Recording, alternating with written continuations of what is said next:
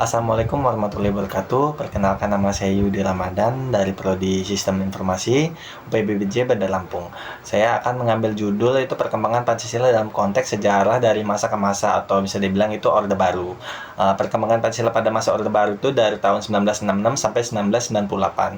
Salah satu peristiwa penting dalam perkembangan Pancasila pada masa Orde Baru adalah penetapan pedoman, penghayatan, dan pengalaman Pancasila atau biasa disebut dengan P4 melalui ketetapan MPR nomor 2 MPR 1978. P4 adalah sebuah panduan untuk melaksanakan dan mengamalkan nilai-nilai Pancasila dalam kehidupan berbangsa dan bernegara.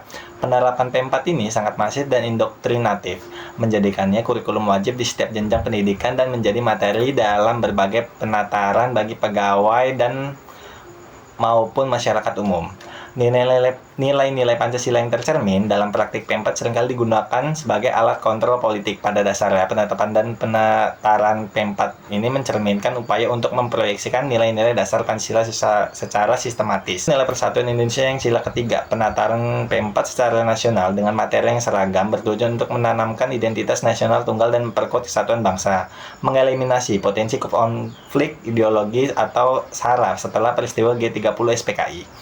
Nilai musyawarah dan mufakat sila keempat. Secara formal, penetapan P4 melalui ketetapan MPR merupakan wujud dari proses pengambilan keputusan tertinggi negara melalui lembaga perwakilan. Meskipun pada kenyataannya cenderung bersifat sentralistik, semangat dasar untuk mencapai kesepakatan di tingkat negara tetap menjadi landasannya. Itu kita ambil ke nilai keadilan sosial, yaitu sila kelima.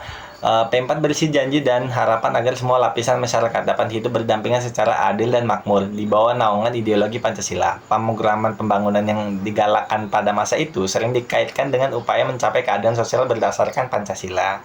Refleksi pribadi bagi generasi muda, yaitu pelajaran dari sejarah Pancasila pada masa Orde Baru sangatlah berharga, khususnya bagi generasi muda saat ini yang hidup di era reformasi dan keterbukaan informasi. Pentingnya memahami konteks dan esensinya, yaitu pelajaran kita pelajari bahwa sebuah ideologi yang mulai Pancasila dapat disalahgunakan atau menjadi alat justifikasi kekuasaan jika tidak dipahami secara kritis dan kontekstual. Pada masa Orde Baru, Pancasila diangkat sebagai asas tunggal, namun pelaksanaannya kerap represif terhadap berbagai pendapat. Relevansi bagi generasi muda. Generasi muda ini harus membedakan antara esensi nilai-nilai Pancasila, gotong royong, toleransi, musyawarah, dan keadilan dengan instrumentalisasi politik yang pernah terjadi.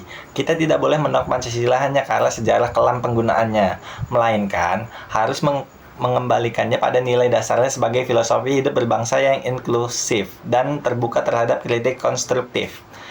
Mengamalkan Pancasila sebagai sikap kritis dan toleransi.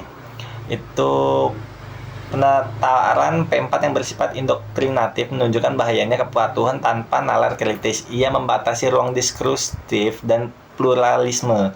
Relevansi bagi generasi muda itu Pancasila harus dipraktikkan sebagai sikap hidup di era digital. Keadilan sila kelima itu berjuang melawan hoax dan ujaran kebencian di media sosial adalah bentuk pengalaman keadilan sosial dan kemanusiaan yang adil dan beradab. Ketuhanan dan kemanusiaan itu sila 1 dan 2, menjaga toleransi, menghargai keragaman agama, suku, pandangan politik dalam masyarakat yang semakin majemuk dan wujud nyata Pancasila. Untuk yang sila keempat ini menggunakan hak suara dalam pemilu, berpartisipasi dalam diskusi publik yang sehat dan menghindari polarisasi ekstrim adalah caranya untuk mengamalkan musyawarah dan mufakat. Pancasila bagi generasi muda saat ini adalah komitmen untuk menjadi warga negara yang beretika, kritis, dan inklusif, menggunakan kebebasan yang diperoleh dari era reformasi untuk menguatkan persatuan tanpa harus mengorbankan keberagaman. Ya, sekian presentasi dari saya. Terima kasih.